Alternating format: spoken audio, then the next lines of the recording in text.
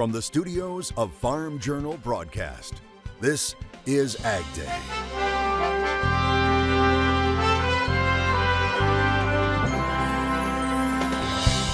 Fluid milk consumption is on the rise.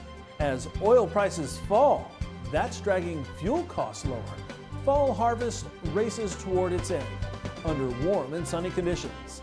But in South America, will the weather cooperate? At this point, I don't have any major red flags for Brazilian weather going forward. A closer look today on AgDay. AgDay is brought to you by Pioneer. Pioneer brand corn has the home field advantage with rigorous local testing to give you a winning season. Pioneer brand corn, your best year starts here. Good morning, I'm Clinton Griffiths. As harvest races toward completion in South America, the crops are just going in. And weather there is a big focus for markets. Last year, the soybean prices rallied here at home into the end of the year due to drought in Brazil. However, this season is starting off much differently. AgDay's Michelle Rook joins us. And Michelle, it looks like the monsoon season has started there in South America. Yes, it has, Clinton, which is different than a year ago. Now, this fall, the soybean market put in weather premium in September and early October due to drought in South America. However, they're currently receiving some timely rain in key production areas of Brazil, which has planting pace nearly back to normal. And that could help them achieve a record soybean crop this season.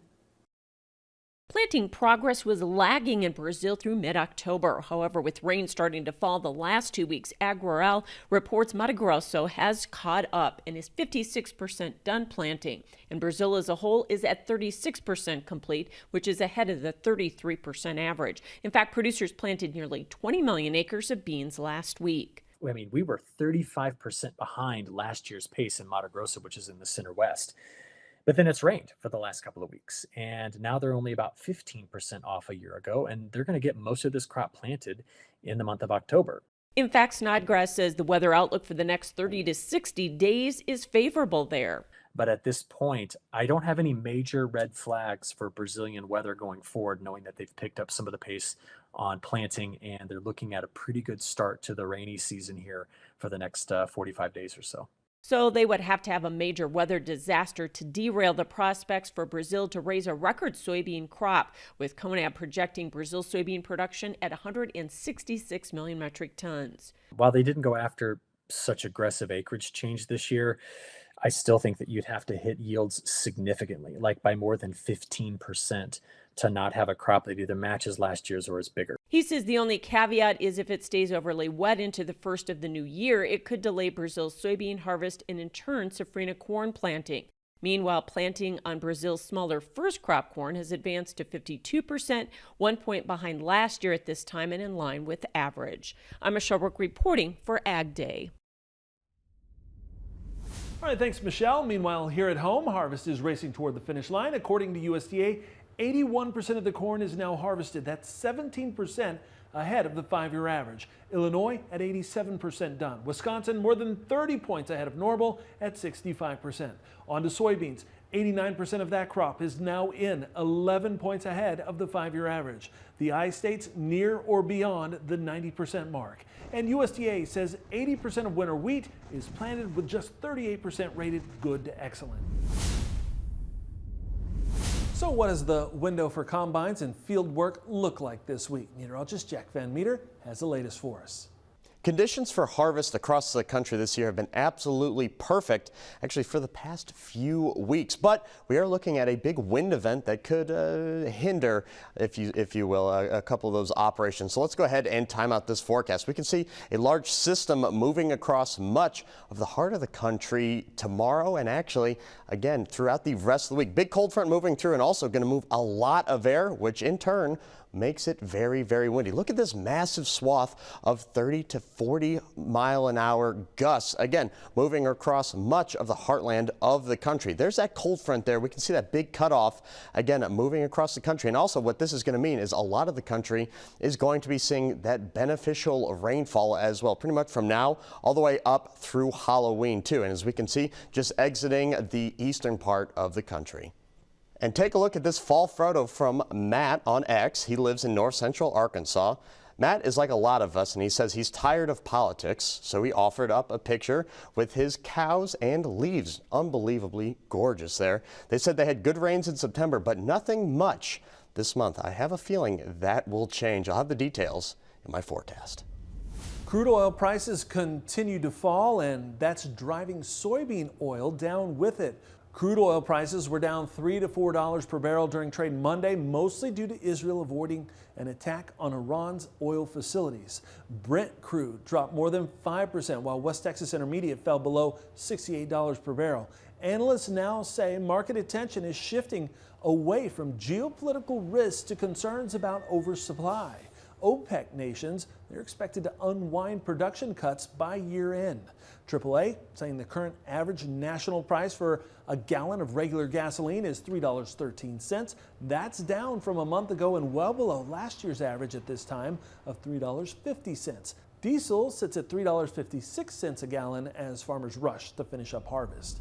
Meanwhile, the Renewable Fuels Association is applauding California's governor for directing the state's Air Resources Board to expedite the approval of E15. That's gasoline containing 15% ethanol. Now, California is the only state in the country that doesn't currently allow the sale of E15. The governor says there's potential for this to be a win-win for residents by lowering gas prices up to 20 cents per gallon while helping keep air clean. An update to a story we've been following regarding the bankruptcy of Pure Prairie Poultry. The Iowa Department of Agriculture says it has euthanized roughly 1.3 million chickens. The state had taken custody of those birds following the bankruptcy of the company. In late September, Pure Prairie Poultry said that due to its bankruptcy, it could no longer afford to buy feed for its flock living on 14 Iowa farms. The Iowa Department of Ag got an emergency court order to take control of the birds and says it was forced to take the drastic action of euthanizing the broilers after failing to find buyers for those birds. Officials say that was largely due to creditors' claims on the birds. The whole ordeal is expected to cost the state about $2 million, which is on top of the more than $45 million USDA invested in the company back in 2022 through a food supply chain guaranteed loan program. And an update on the McDonald's E. coli outbreak. The company announcing that quarter pounders are returning to menus at hundreds of its restaurants. That's after testing ruled out beef patties as the source of the outbreak.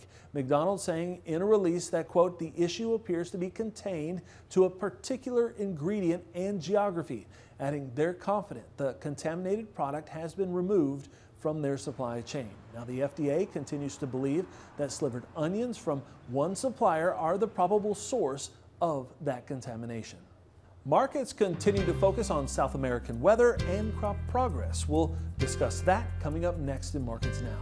And later, we're off to the volunteer state where this group is working hard to help families struggling to make ends meet. That story today in the country.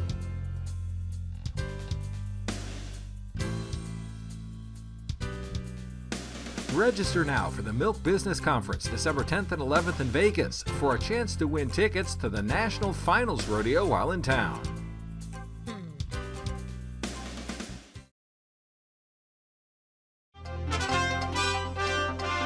It's harvest season and a good reminder to be safe around grain bins. Purdue University's Biological Engineering Department releasing its latest confined space incident report.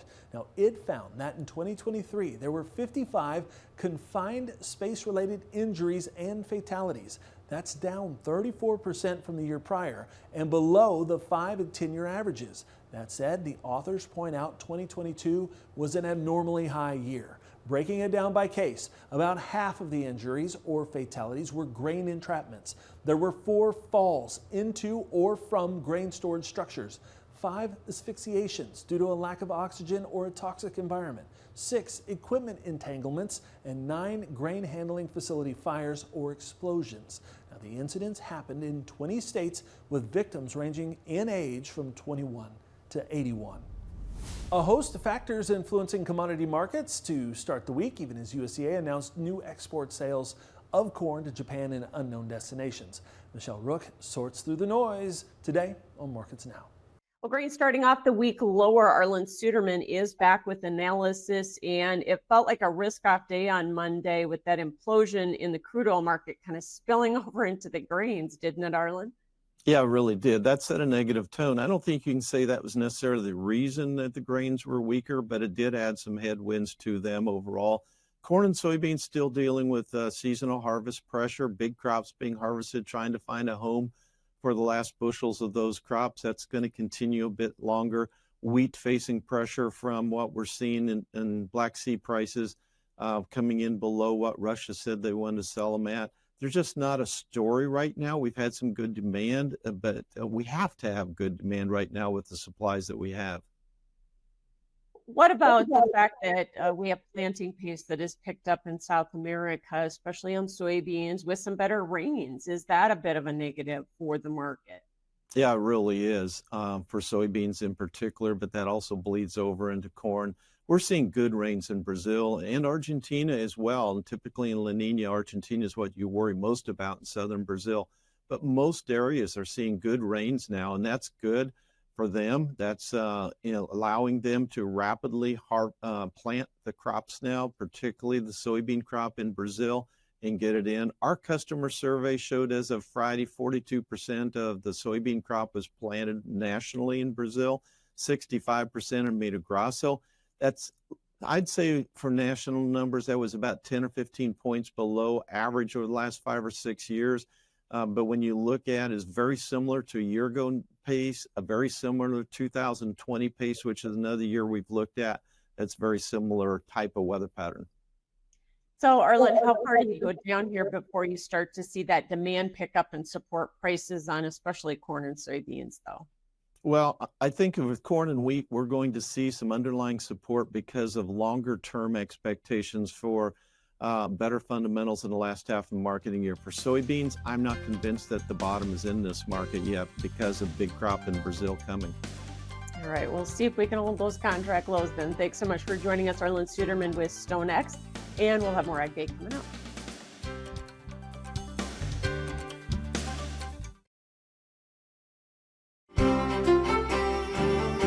All right, here's our precipitation forecast again for today and then for the next week. And actually, we're going to be looking at a very different picture than weeks of past. Again, just today, we start to see the formation of a big low pressure system that will be trailing across much of the country, giving a lot of people a last shot of rain, just because, again, much of October has been fairly dry for folks. Really starting out there in the northern four corner states, again, moving up. And take a look at this as we put this in motion, dumping a lot of water. Look at that big swath of over an inch. That's going to be everything yellow, orange, and red. Obviously, red is going to be those really heavier pockets where those thunderstorms set up, and something of course, we're keeping a pretty close eye. Looking at the storm potential pretty much from Oklahoma going all the way up through Illinois, and especially down south in Louisiana, moving up through Mississippi, and also take a look at that Arkansas getting some nice rain. We just saw Matt's picture on Crop Watch there saying how dry it's been. So good news there, and it's all because of the jet stream. Again, here's that big low that's really digging down again the western part of the country with this nice ridging. But again, because of the ridging, we're seeing those really strong wind gusts bringing warm air north. A lot of people are going to be hitting records this week, and take a look at how high that ridge of high pressure is reaching, all the way up pretty much to the Great Lakes states there. Unbelievable. Here's that low again digging down, and because of how close these lines are, there's that wind event that's going to be moving across the country. Then we kind of mellow out as we move into the weekend again after Halloween, and we start to look at our next weather makers starting to move off of the Pacific Ocean again going into this weekend. And again, because of this big cold front moving through the country, we could have the risk of at least a few thunderstorms, some of which could be on the strong to severe side for today. Pretty much, again, from Oklahoma going all the way up to Minnesota, parts of Wisconsin in that as well. The big one is actually going to be on Wednesday, where we actually see a large area of the potential, if you will,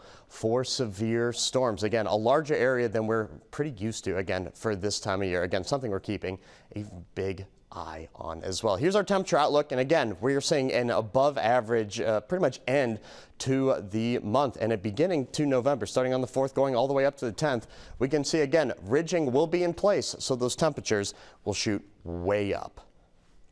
Clinton, Oklahoma, windy and partly cloudy, 84 degrees, low of just 60 degrees. Cody, Wyoming, snow actually having a system moving through, 38 degrees, low of 29 degrees, and White House, Ohio, 80 degrees, low of 63 degrees. Fluid milk consumption is back on the rise. We'll tell you how much coming up next. And later, between food costs, fuel, and inflation, making budgets work can be a challenge. We'll hear how a group in Tennessee is helping families get by today in the country.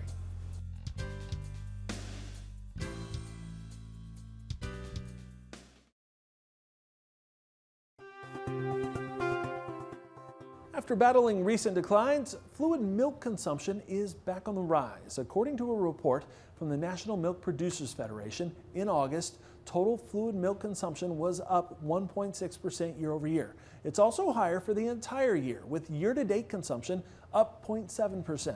Now, it's part of a strong demand story for dairy.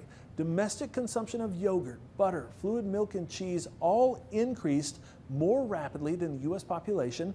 This as milk production is slightly lower than a year ago, helping to shore up prices. Meanwhile, the outbreak of avian flu cases continues to climb. USDA says HPAI has now been found in 134 dairy cattle herds in California and 3 in Idaho. It's also reporting highly pathogenic avian flu in a commercial egg-laying operation with 146,000 birds in Washington state. That brings the 30-day total of infected poultry to 3.6 million birds. That's also driving up egg prices, with 2025 prices now forecast to be 10.5% higher, according to USDA. Some years, the extras just aren't in the budget. Up next, we'll see how a charitable organization in Tennessee is helping families struggling to make ends meet today in the country.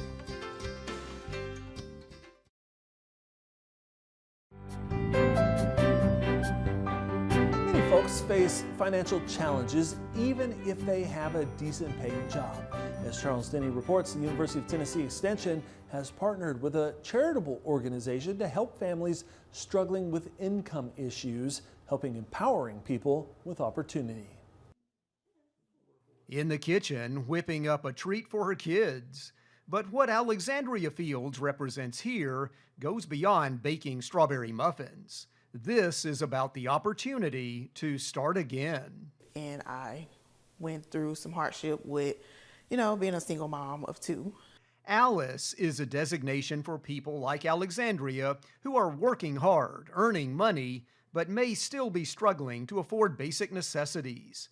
Alice stands for Asset Limited, Income Constrained, Employed. It's hard to wonder where we're going to live, how am I going to pay rent, how am I going to pay for transportation, because it's important. How am I going to feed my children if I can't keep a job, or a consistent job? Fields is one of the women helped by Judy's Hope, a charitable organization in Montgomery County that assists families, and that includes skills at handling money. The grounds include these tiny houses where families can live temporarily as they look for better days ahead. Founder Karen Powers wants their clients to learn independence when it comes to their finances. Every woman here, they don't pay rent, it's all free. Once women do secure employment, we ask them to open a savings account to start showing us, hey, let's start saving up. That way they're proving to themselves, I'm ready. Judy's Hope has formed a partnership with UT-TSU Extension here in Clarksville. Agents are teaching classes in nutrition and money management, giving families the skills they need to fight poverty. Montgomery County Director Tamara AgDay says Extension is honored to team with Judy's Hope, and the people they work with here are inspiring. They are learning different things to apply to their lives, and they are going out getting jobs that are going to really make a difference in how they provide for themselves and their families. And so I think it's just something is really afoot in Montgomery County, and it's just these women are dynamic. Dynamic and motivated too. At Judy's Hope, leaders say there's a quiet but powerful revolution going on at their place. For many people, if you can get your financial life in order, other good things often follow. Here, a nurturing environment can lead to belief and stability. This is Charles Denny reporting. All right, thanks, Charles. And that's all the time we have this morning. We're sure glad you tuned in. From all of us here at AgDay, I'm Clinton Griffiths. Have a great day. Have a fun day.